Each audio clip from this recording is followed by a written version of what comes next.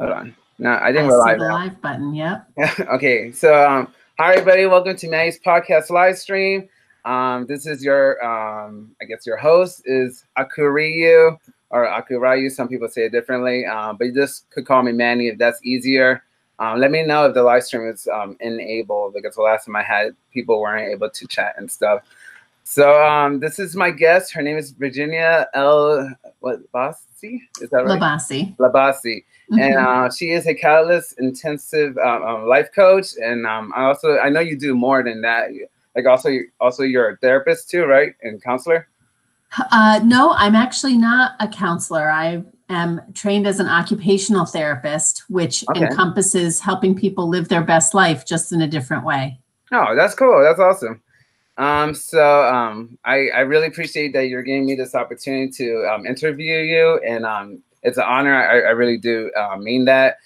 So just tell me about your story. Tell me about how you got to this point.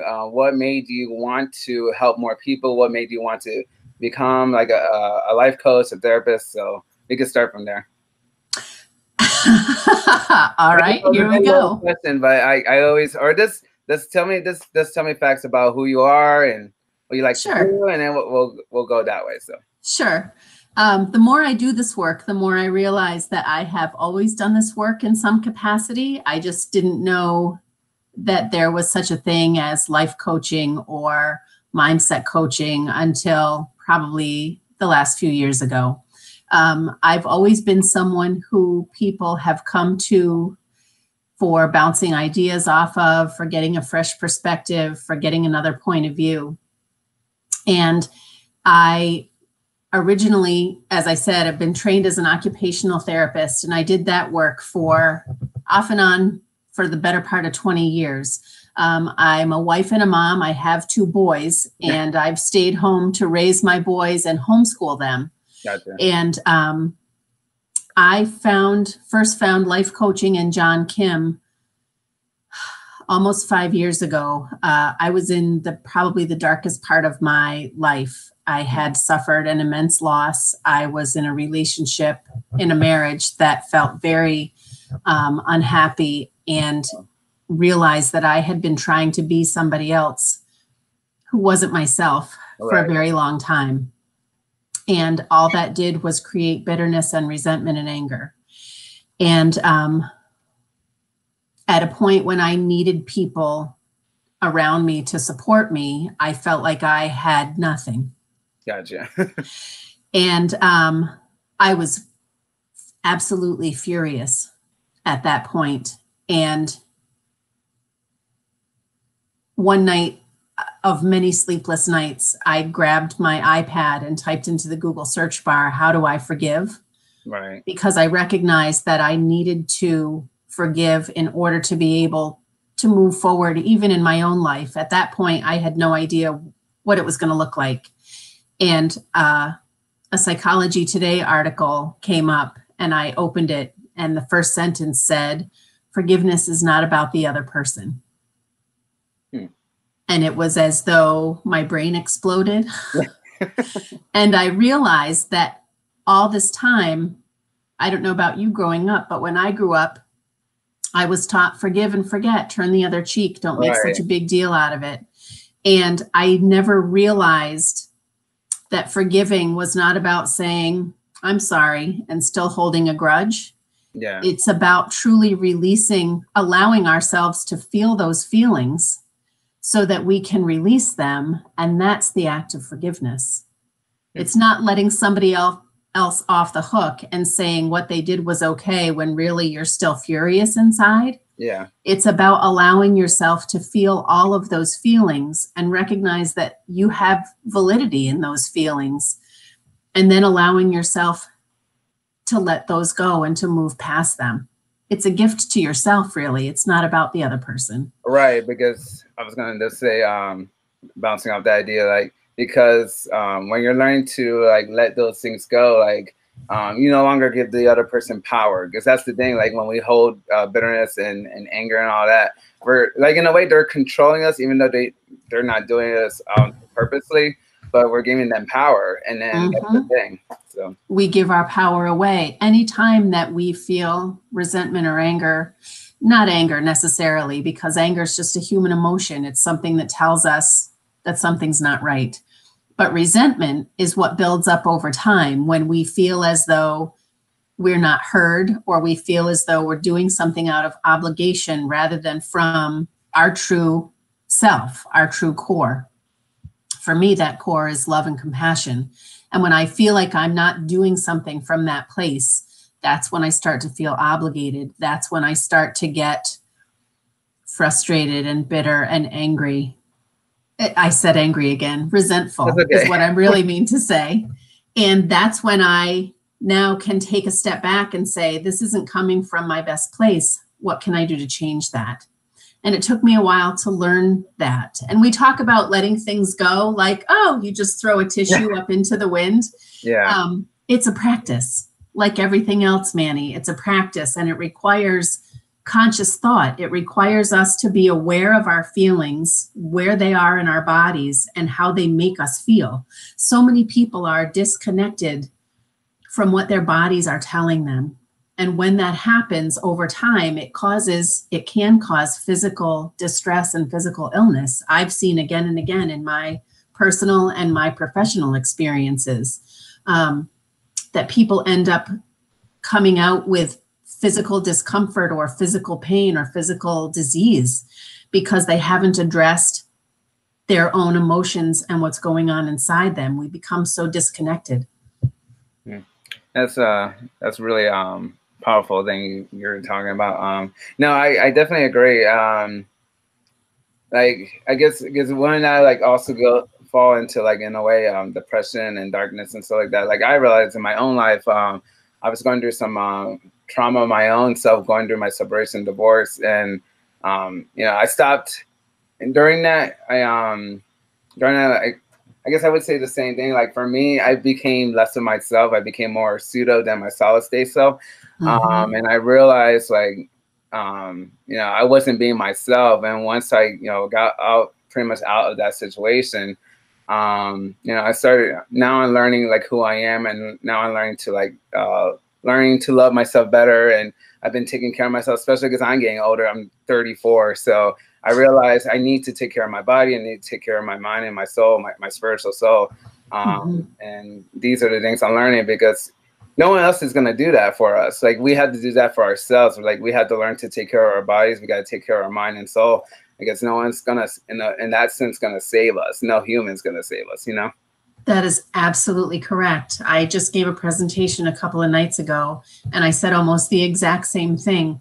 We can surround ourselves with people. We can have the most loving, compassionate, beautiful relationships, whether they're with a spouse or a love partner or a life partner or our children, our parents, our family members. Ultimately, all of those people go away. Yeah, that kind of not necessarily in a bad way. You're not all of a sudden disrupting everything and lighting the dumpster fire. But the truth is, ultimately, who do we have? We have ourselves. And we have to take, it's exactly what you said. We have to take care of ourselves. Other people can offer to do that, but who knows you better than you yourself? Yeah, that's who true. Can help you better than you yourself? Other people can offer all they want, but ultimately it's up to you and it's up to me to be our best selves. We have to take care of ourselves. If you don't have the capacity, if you don't have the bandwidth to be able to speak up for yourself, to be able to act in your own best interest, nobody's going to do that for you.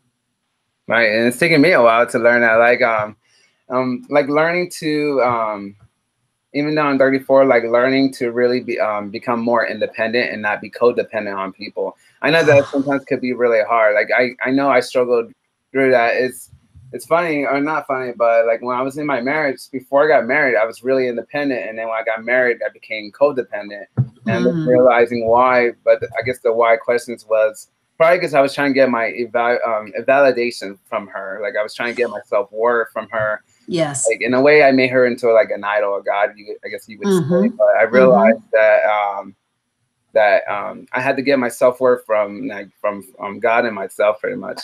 Yes. Yeah, absolutely. We are conditioned by society to believe in all the fairy tales. And I don't mean like the old school grim fairy tales, because those are pretty dark. Yeah, I mean like the Disney version of the fairy tales, where there's a Prince Charming that comes and rescues the princess, or where somebody gives a smooch and all of a sudden the monster turns into this amazing person and they ride off happily into the sunset.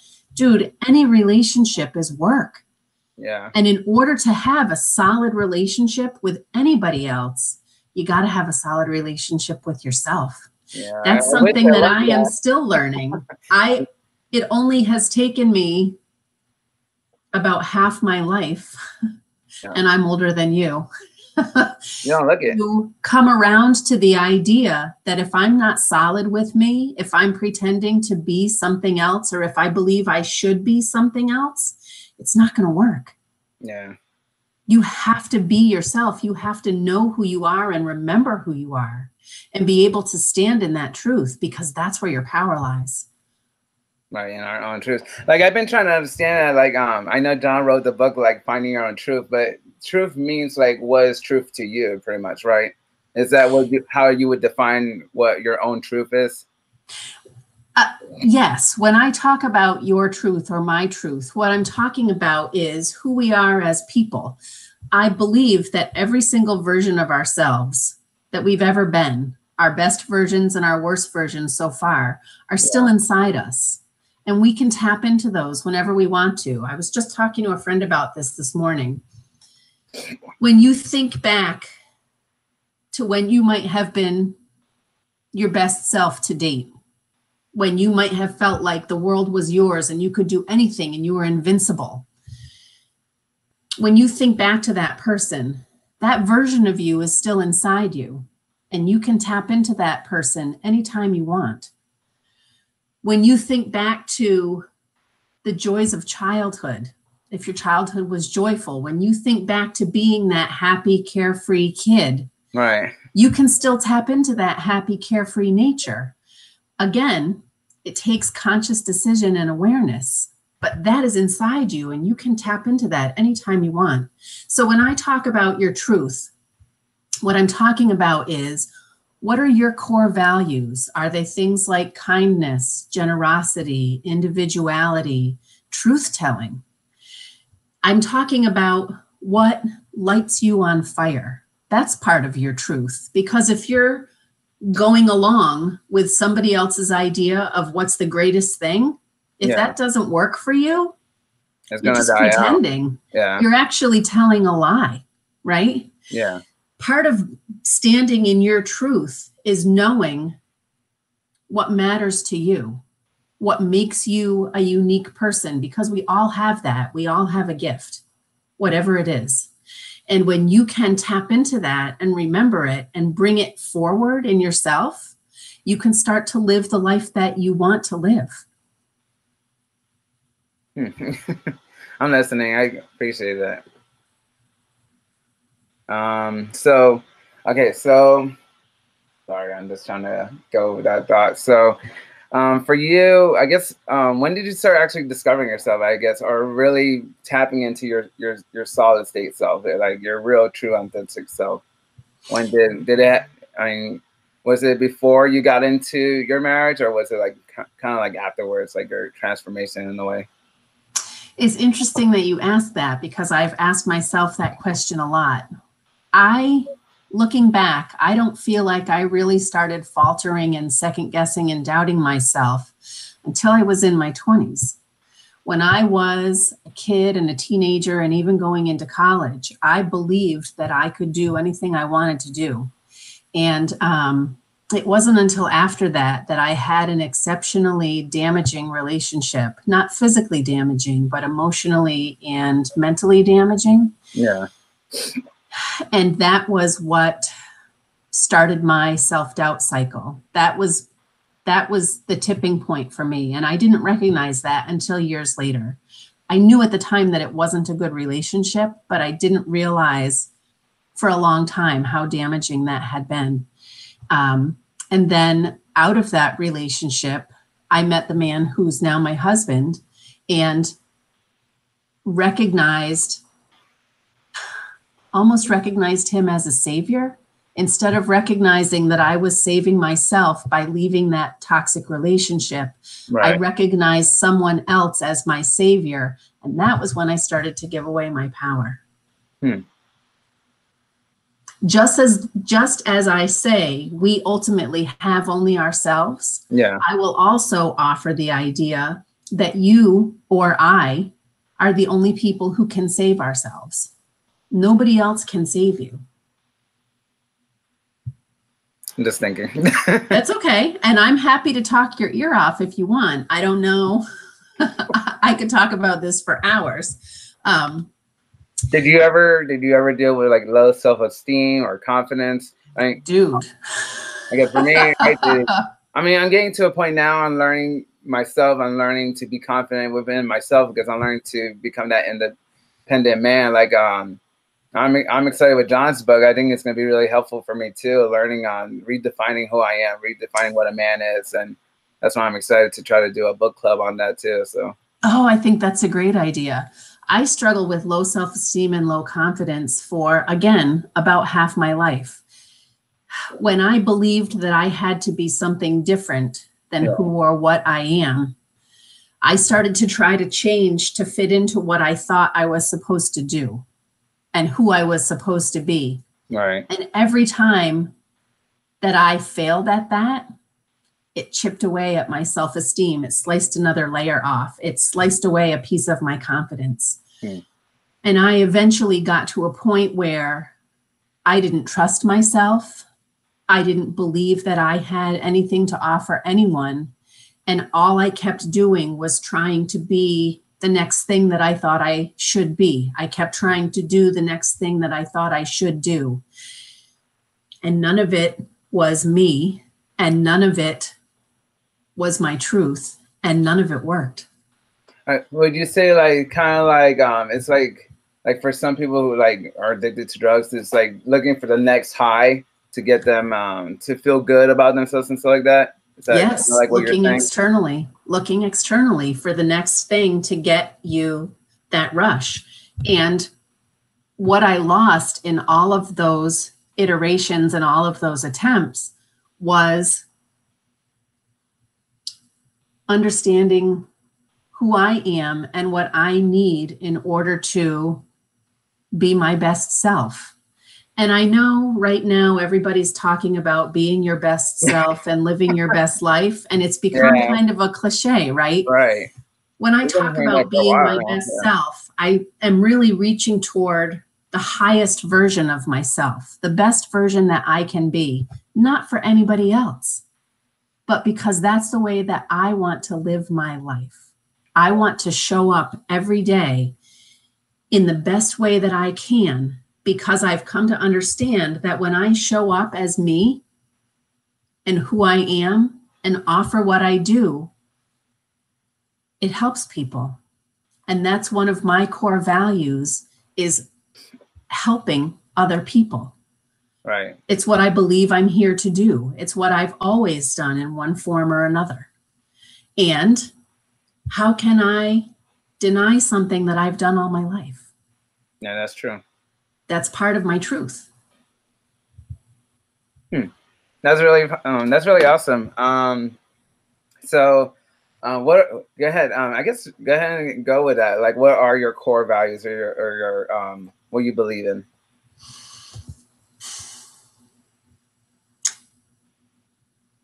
It's good to know. I mean, for me too, because I'm a learner. I always want to learn more about people and understand people better. I'm going to start by telling you a little bit of the basis of my work. Okay. Because these are the pieces that I've come to understand that have worked for me and I believe can work for anybody. Number one is that joy is your birthright.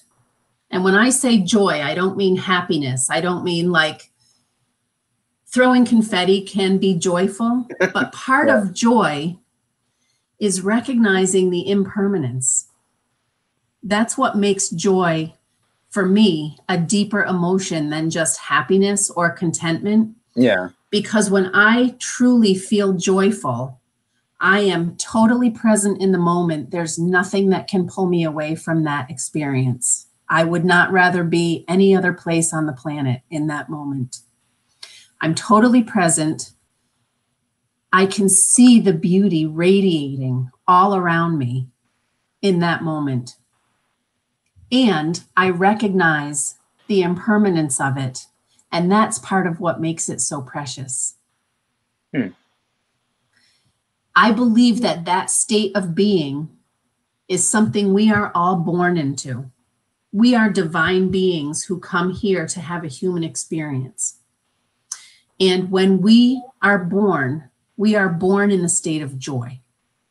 And over time, as life happens to us, we start to forget that.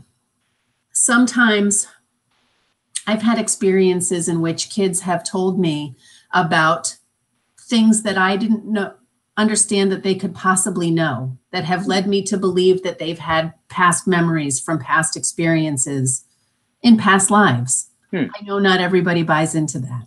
Yeah. And that's okay. But in my experience, I have heard things from small ones that have stopped me in my tracks because I have been surprised at their clarity and their depth. And when they get to like 6 or 7 years old, they start to understand that maybe they shouldn't share those things with everybody. They start to have a broader understanding of the world, and they start to realize that not everybody's going to be that open to what they have to say. So they put on a layer, right? A protective layer so that they learn a filter. So they learn they don't share that with everybody. And over time, as we grow and we mature and we experience different aspects of life, we put on more and more layers. And they cover us up.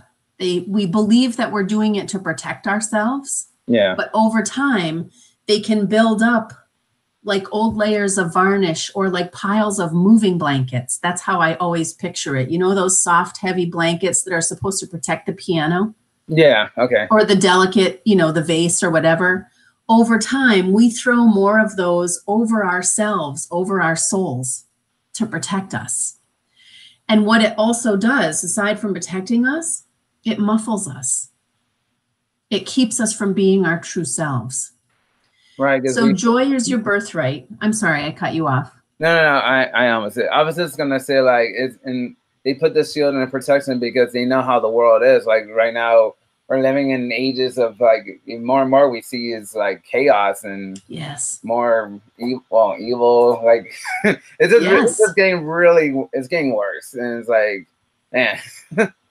It feels like it's getting worse, and yet some people believe that this is not things getting worse. It's truths being revealed that are going to propel us into a better state.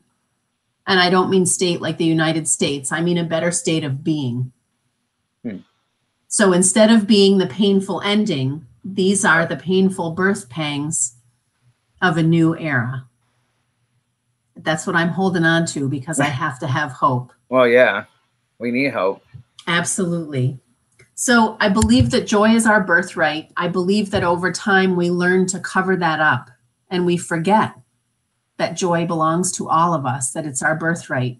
And I believe that we can reclaim that power through 3 aspects of life: vulnerability with ourselves, being vulnerably honest, not brutally honest, not painfully honest, honest with love and compassion like we would show to a dear friend. I believe we can be vulnerable with ourselves. We can be forgiving of ourselves, and then we surrender to ourselves, to that highest version of ourselves that we are striving to be. And I believe firmly that by addressing those 3 aspects of life, we can take back our own power and remember who we are. And I believe this because it's what I have been working on. That's really good. I think for me, my hardest, I think at times is forgiving myself because I think I know I'm blunt and like I always think like yesterday I was thinking about the stuff I made a lot of mistakes during my marriage, which I'm not like proud of. But I learned. I don't know. I really wasn't ready, and I thought I was, and I didn't. I thought I had it, and I knew marriage takes work and everything like that. But I guess in that time that I just didn't know what I was doing, to be honest. Understand. And Manny, we all make mistakes over every aspect of our lives and in every version of our lives. We're human beings, and mistakes are going to happen. We can never do it perfectly because there's no such thing as perfect. Yeah. And I also hear you when you say forgiving is difficult. We are our own worst critics. I am far harder on myself, and I'm sure you are too. Yeah. Than anyone else would ever be with me. We can tell ourselves the most horrible things, and they don't have to be true. Right. We just have to believe them, right? Right. And yet, when you can speak to yourself the way that you would speak to your dearest friend or to a baby that you love and adore with your whole heart, when you can speak to yourself that way, you begin to forgive yourself. Like I'll give you an example. Yesterday, I let my niece know that how proud I am and how much I love her, and like I want her to know that I'm always there for her. As I know, I feel sometimes she feels like, you know, like besides my mom is very proud of her and stuff like that. But I think she feels like no one else is like proud of her and stuff like that. Mm-hmm. And I just gave her a hug and I just showed her love, and she started like crying. Like it touched me because it's like I didn't want her to like cry. I just was being myself and want her to know that how much I care about her. Yes. We are scared of tears in America. Yeah, I know. I think they mean pain and sadness. I know. And sometimes they mean joy and beauty. It's just energy moving through your body. We're all batteries, right? We're 2/3 water. We have salts and minerals in us, and our brains use electricity to conduct everything. Every electrical impulse that goes through your brain does something, whether it is movement, whether it is a body function, whether it is the unconscious things that thankfully we don't have to think about, like heartbeat and breathing. Yeah. That all runs on the electricity of our brains. So when you're feeling something, when you're registering an emotion, that's energy moving through your body, manifesting itself as a physical feeling. And when I say manifest, I don't mean like something wifty coming down from the heavens. I simply mean it is an electrical impulse that you're registering as a physical sensation. That's what I mean by manifesting in this regard.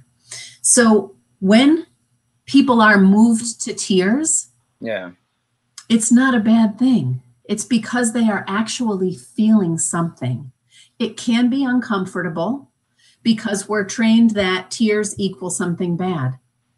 Tears can actually be the most beautiful gift because they remind us that we are feeling creatures who are aware and who are alive. I would much rather cry tears of sadness or anger or joy than I would live a life of flatline and numbness, because that is no way to live. No, that's true. And I think for men, like, it's because I was brought up like for men, like, you know, not to cry, not to of course weakness, and that's actually one of the first tips that Don talks about that I started reading, that being more vulnerable. Like, and I think that's my struggle, because I've always been that type of person to like I'll give you a instance real quick. When I lost my my grandfather, like that was really hard for me, but at that time I wanted to be I needed to be the strongest one there. Because, you know, my mom, I know she still hurts and she still feels sad and stuff like that, but I just needed to be there for her and be the one uplifting them, encouraging, and letting them know that, well, one day we'll all be together in heaven and reunite. But for the longest, I hold that all in, and even with my divorce and stuff like that, until I went on a life coach retreat a couple months ago, and I finally was able to let it all out. I was able to cry the emotion, but it took me a while. It took me so. It does take people a while, and especially if we've been conditioned to believe that's a weakness, which a lot of us have, men and women. The fact is that when you turn the dial down on what you believe are the negative emotions, you also turn the dial down on what we call positive emotions. You can't have feeling in one direction without having feeling in the other. It's a giant master dial on the mixing board. You can't have two separate dials. You can't just turn down the negatives and upend the positives. And when you start shutting down your emotions in one aspect of life, you shut down your emotions in other aspects of life as well. That's where depression can come from. That's where anxiety can come from, because we don't know what we're supposed to do with that energy. Right. No. You said something, because I'm always been a type of person to be always positive. So when negative things happen, I always try to turn it off so I could stay positive and be optimistic. So are you saying that's kind of like a bad thing? Or I'm not judging it as bad, because I think bad is just a label. I'm simply bringing up that emotions that we label as negative and positive are all just different aspects of feeling and registering something, an emotion. Right. And there's a cycle, right? There's a cycle that goes through us creatively. There's a cycle that goes through us. It happens in our very bodies. Our cells turn themselves over on a regular basis.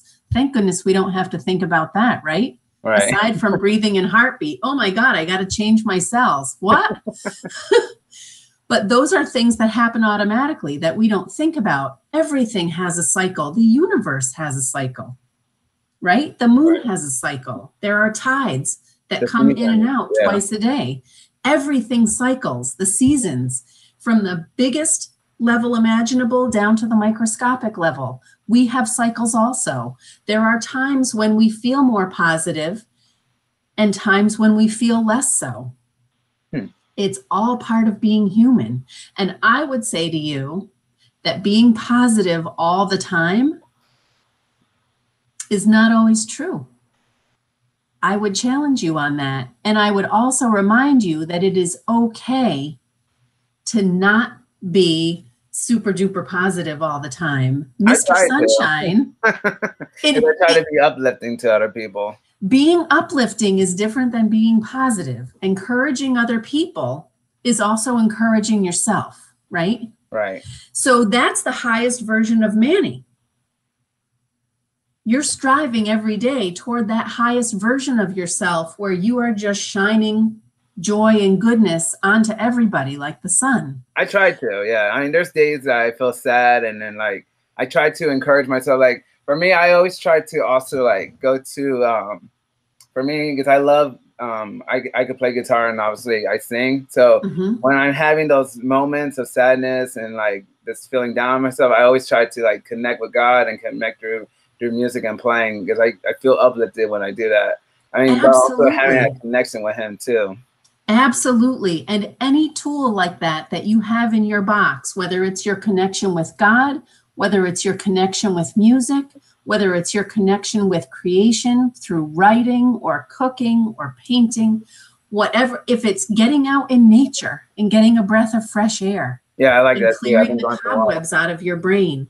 Whatever can help you reconnect with yourself is exactly what you need to do.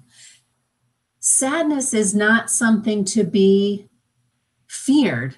It's simply something poking you and saying, hey, something's not quite right. It doesn't mean that something has gone entirely off the rails. It doesn't mean that you have to start digging things up to figure out what's wrong, because I don't believe that we're broken. I believe that we have been told that we're broken, and so we believe that it's true. But ultimately, how can we be broken unless other people hold sway over us? When you can stand in your truth, there's no way you can be broken. You can be imperfect. Right. But that's not broken. No, it's this being human, I guess, in a way. It's being human. Not one of us on the planet is perfect. There are 7 billion people and counting. That's a lot. And not any one human being is perfect. That's the people in Hollywood. I'm making a joke.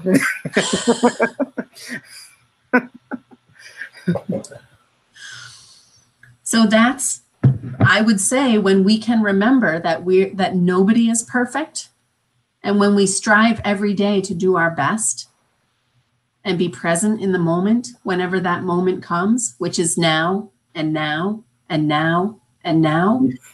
Yeah. How can we be wrong? How can we be faulted for striving to do our best in any given moment? You have a lot of deep insight, don't you? That's why I'm here, man. It's what I do. I appreciate that. Was it the article on forgiveness? Was that from John? Is that how you discovered about John, or John Kim's like the angry therapist and everything like that? Or how did you get introduced by John? That was not an article written by John. That was actually an article from a publication called Psychology Today. I have heard of it, yes. And that I indirectly met John through there, because that article had a link at the bottom to a website called Mind Body Green.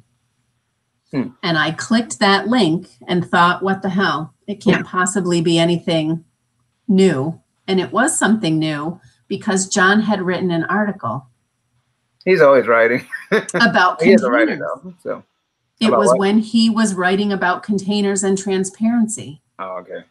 And I read that article and I thought, who in the world is this angry therapist, and why is he so angry?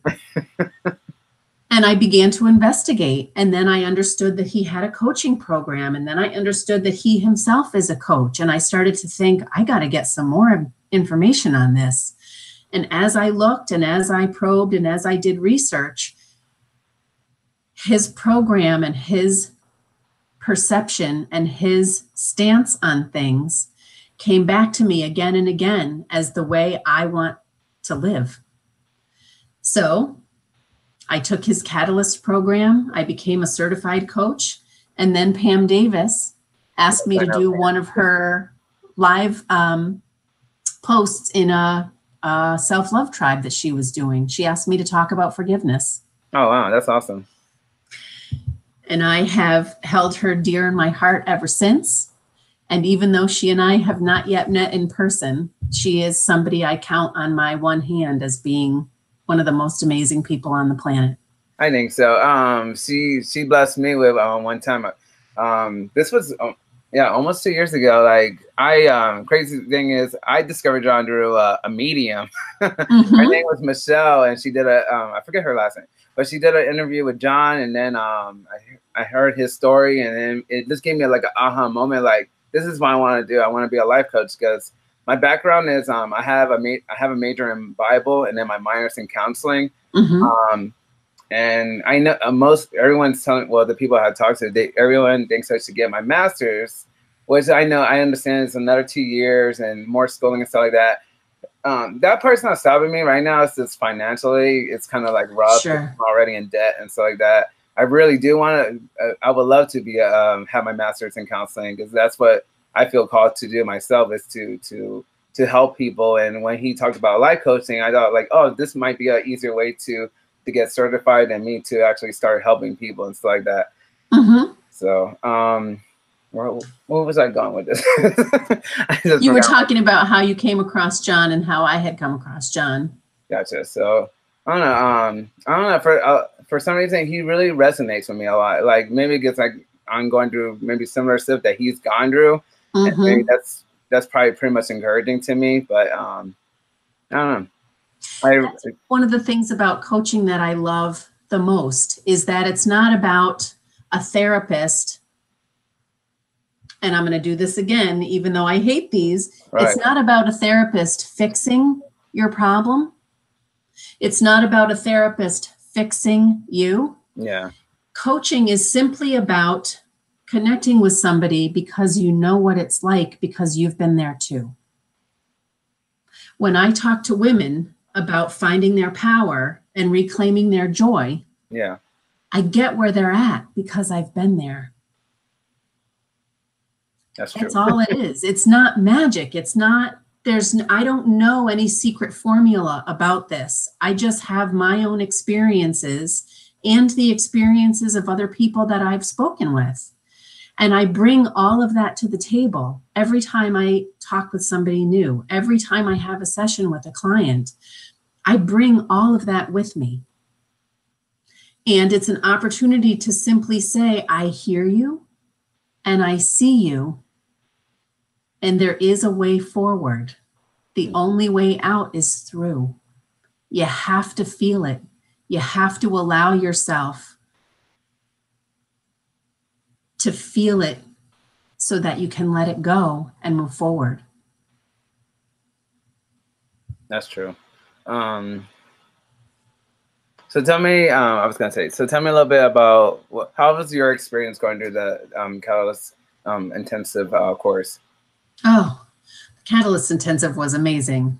I met people in that class, other people who were taking the class with me, who I'm still in touch with on a regular basis today. And the instructors that John and Noelle have for their cohort classes are absolutely phenomenal. I learned something from every single instructor who came across the screen, and I still think of them when I am doing my coaching. Each one of them brought something different and powerful to the whole experience. And I would not trade a second or a cent of any of that experience. And from what I understand, they have added even more instructors and even more value to their program. And every person I've ever met through the Catalyst Intensive and through Shift and now Journey, every single person I've ever met is someone who I would be totally comfortable talking with, having a cup of coffee with.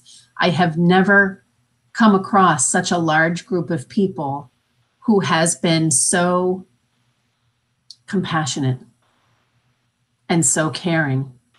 And this is one of the wonders of technology, right? Without technology, I would never know that any of these people exist. You and I would not be having this chat. That's true. And yet, because of modern technology, this could be going to people around the globe. I hope so. I just want to, I love connecting with people that we think alike and that, you know, we're trying to better ourselves, but also we're learning, we're growing. There's a lot of times people stay stagnant. Like they like, I mean, that's how I feel about the world. Like I always been a person, like, I know there's more to life than just working, paying bills, paying debt off. Like for me, I don't feel alive when I do those things. I feel dead, and like something pulls me away. Like I need to be doing what I'm called to do, and I always keep going back to that. Like I need to be doing something, and my purpose, pretty much. Like right now, I've been learning about passions and purpose, and I have my passions like music and counseling and wanting to help people. But I know my purpose is to, like, once I get to a point where I'm coaching myself, I know what to do for myself. I definitely would love to help more people out. So, yes. But, I don't know, like, I love your vibe, your positivity. I think that's what draws me. Like, you and Pan, like, she blessed me. Oh yeah, I was gonna say that she blessed me with me getting into the self, like learn to love yourself course. Yes. That really was really helpful for me. I mean, it was new to me. I remember getting excited and jumping in the class and just sharing my the things I'm learning about, like the things I kind of drew away in my marriage when I was, like, you know, always just focused on taking care of her and like, you know, being responsible, trying to be the best man I can. Sure. I drew a lot of my like non-negotiables and everything like that. So me now learning to what to do, like whenever I get into the next relationship, I know, like, okay, if I believe in God and Christ, no one's going to take away that from me. You know, that's something I drew away because I wanted to be with her so much. Right. But that's part of my journey. That was part of what I was growing and learning. And besides that, just, I don't know, I've just been learning to evaluate myself better. Anytime that you can ask yourself those questions, with love, with compassion for yourself, for every part of yourself, you're only winning.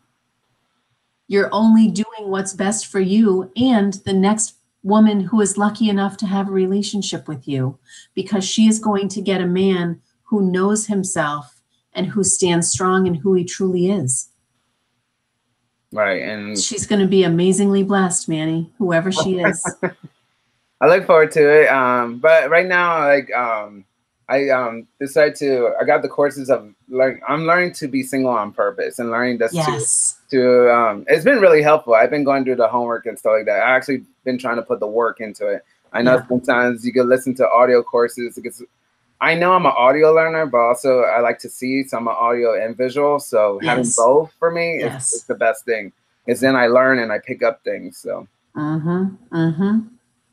Good. I'm so proud of you. This is not easy work, my friend. No. We can look outward to everybody else on the planet and say, oh, you're doing it wrong. You're doing it wrong. You're doing it wrong. I tell my kids, when you point the finger this way, you have 3 back at you. Right. Listen, my friend, I need to wrap up. Oh, yeah. I'm sorry, but I would love to do this again. I would love to do this again, and I have really enjoyed this opportunity to chat with you. Yeah, definitely. So tell me your plugins.